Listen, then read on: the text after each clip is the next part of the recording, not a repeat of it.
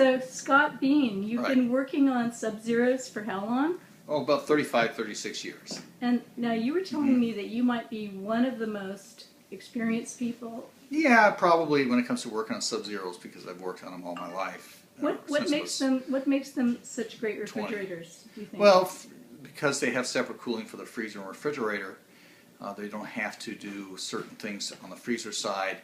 In other words, they don't have to worry about getting the freezer to a certain temperature and then moving that air into the refrigerator, because they have separate cooling systems.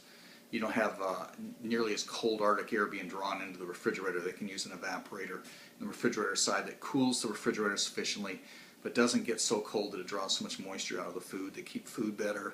They can separate by separating the systems. They can do exactly what each side needs: the functions of a freezer and the functions of a refrigerator. So it's better than a system that uses one compressor and has to make compromises to get both systems taken care of. So what is the oldest SubZero do you think that you've ever had to work on? Oh boy, I don't know. It's probably as old as they worked on. When I first worked on, many of the SubZeros were having their compressors in basements below, and they would build them into wood, into the kitchens. They were really quite nice until they got old, and you had issues between the floors and that sort of thing. But they were early ones. We saw in Seattle were mostly in places like the Highlands and some spots. Do you in think Mercer Island. that they last normally for a couple decades? Oh, I think they're great. Yeah, they can last many years. Many of them have last 25. 30, I've seen them 30. We've seen them many quite old machines. You have to look at each machine when you're evaluating it, whether it's worth fixing.